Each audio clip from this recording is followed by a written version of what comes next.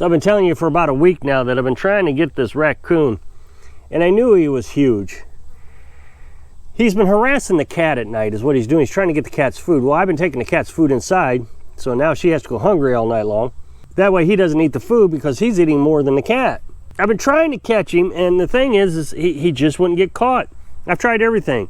I've tried candy corn. Somebody said use marshmallows, but I couldn't find any at Dollar General, so I bought candy corn. I caught a possum. I may have caught another raccoon, but it wasn't the ones I wanted. I think I caught 2 possums actually. The last several days, he's been tripping the trap, but also getting all the food. So I got an ice cream cup. You know, you can get those ice cream, I don't know, they're maybe a half a pint. I don't know what they are. So I put it in here, put cat food in it. He would get in, get the food, and back out, and the trap was tripped. So that told me he was huge. He was bigger than the cage itself. I don't know, his tail probably came way out past it. One of the bigger raccoons I've ever seen. So last night I got another cup, another ice cream cup. I stuck it right here in the back, and then I ran a stick all the way through the ice cream cup, the whole thing. That way he would be forced to fight with the ice cream cup to get it out. Well, when he did, he tripped it, and he was inside. That's what I was hoping would happen, would he be completely inside. And so I caught him, and I relocated him this morning. He was a monster. I mean, it was hard to pick up and carry for any distance. Now, I know somebody's gonna say, you can't relocate, it's illegal. And I've talked about this a lot. Depends on your municipality. In the state of Missouri, you can relocate, well, at least in this county, you can relocate animals. The key to that is, make sure that if you're relocating, you're not taking the animal out of the city and putting it into the country. They're not used to the country. They don't know how to hunt. They know how to dig in trash. Well, out here in the country, they know how to hunt better. So today's a really nice day. It's just a beautiful day. And it's been like this quite a bit this summer. It's been a pretty mild summer. Now, when I say that, it has gotten really hot. My guess it's probably gotten close to record-breaking hot, at least close. But it'd only be for a short time, and then it would cool right back down. Well, this last week, it's been fantastic. So we're not sweating, not having to run the fan at night. It gets cold at night, actually. I wake up and have to put a sweatshirt on. I don't know, it's August. This seems like it should be hotter than it is, but I'll take it. Carolyn and I was talking this morning. This is the first time period in my life that I enjoy or look forward to every season. I don't like winter. I absolutely hated it all my life. And so that meant when fall would hit, I didn't like fall either because I dreaded it. I dreaded winter. But now I really am looking forward to it. I don't know what's changed other than the wood stove. The wood stove or the lifestyle beats me. But there's just something about it that is great. And the thing is this year's even going to be better than last year or the year before, is because all our firewood now, all of it, every bit of it, is below the 20% moisture level. Last year I was starting to run out of 20%, and it wasn't much above 20%. I was getting stuff like 22 and 23%. But as you know, the first year we were here, we had a chimney fire because of all the creosote that built up from wet firewood. Well, last year we didn't have any creosote, none. We cleaned it, nothing happened, nothing came down. Well, I was starting to run out, and I didn't want to have to get into that wet material and then risk another fire. So this year we won't have any problems. I can burn anything we got now and we'll be fine. And I've talked about that a lot in the wintertime, and I'll probably talk about it again this winter. You know, how to test for it. I'll put testers on the screen so you can check your firewood to see if it's below the 20%. But I don't want to talk about that now. That's a wintertime story. So as you know, I post little polls, voting polls on my community tab. And when I say that, somebody will say, I don't know where the community tab is. How do you do that? If you go to my channel and you click on, there's tabs at the top. You click on each tab, one says videos. Well, the one will say community, and then there's a list of polls that you can vote on. They're pretty nice. It helps me get to understand my audience better. It also helps bring in more audience. People who don't typically watch videos like this may get a chance to see that I have a channel about off-grid living and SHTF and prepping and, you know, whatever. The last poll I asked, I said, do you think SHTF will happen in your lifetime? And I think 76% of the people said yes. And I find this poll very interesting. Preppers are always screaming, got it, SHTF, we're gonna have a nuclear strike and EMTP or whatever it's called, and you're not gonna have any electric, and you gotta stockpile. Well, I've been telling you, don't stockpile. Live self-sustaining. It's much, much, much cheaper, for one thing. And let me explain that real quick. When you stockpile, you're constantly investing. You're trying to get enough food to last for the rest of your life for SHTF. And it's just impossible. Now, people will say, well, if you stockpile, like food, you can still eat the food. It's not like it's gonna go bad or you won't be able to use it. And I agree with that. But you gotta have storage space.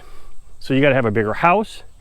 You gotta have air conditioning and heat to keep it all moisture free, or, you know, whatever the case is. So the whole thing becomes more expensive.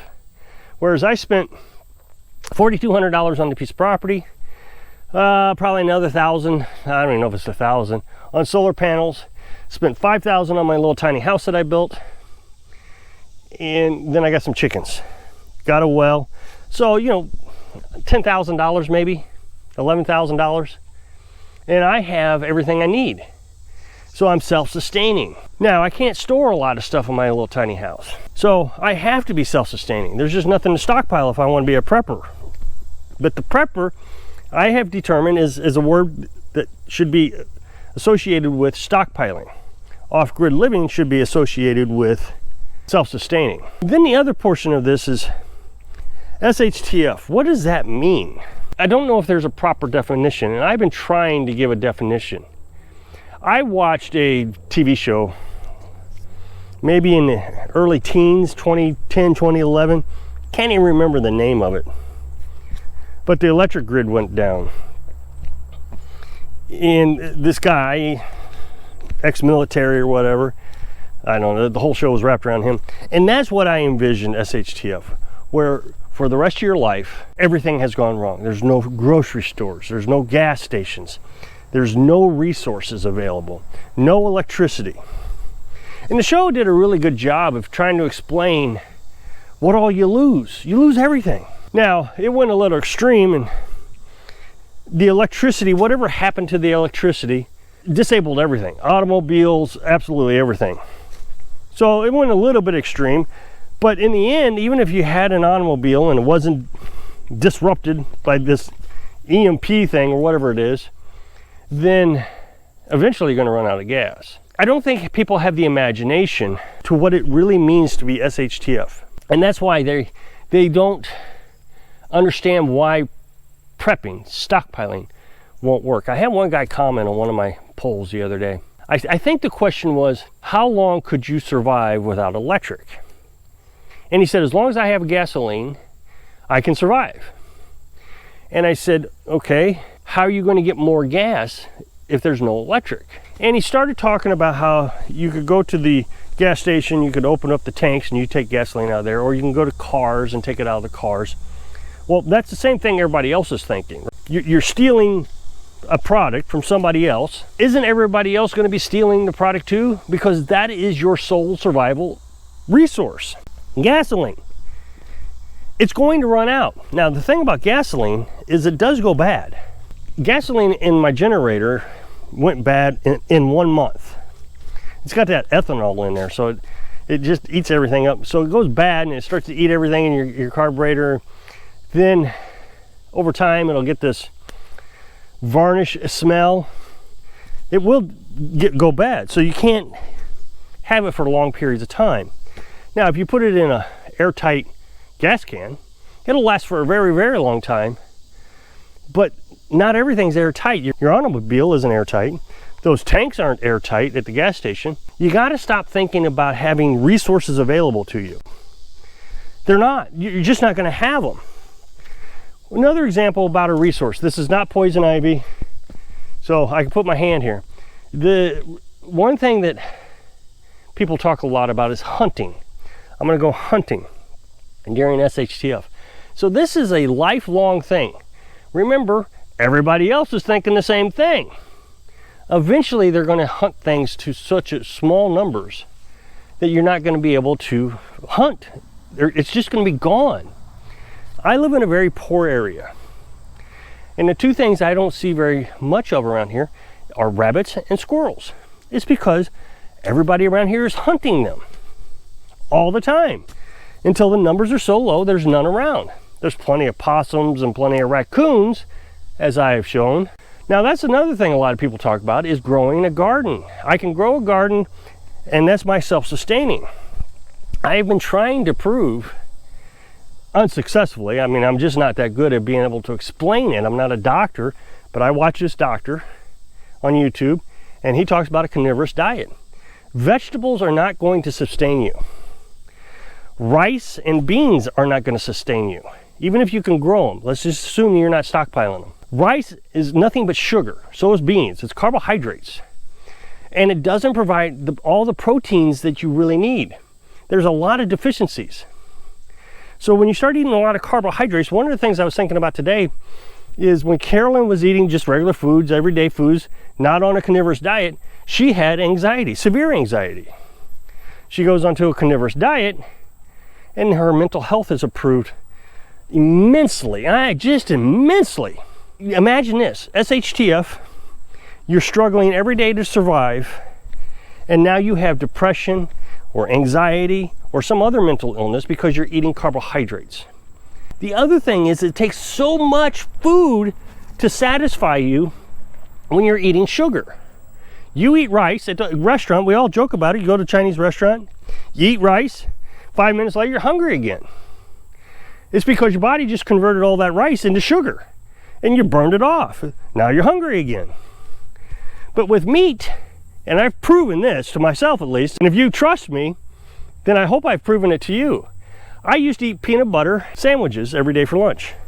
Sometimes I would eat 5 a day because it's just full of carbohydrates. The bread, nothing but carbohydrates.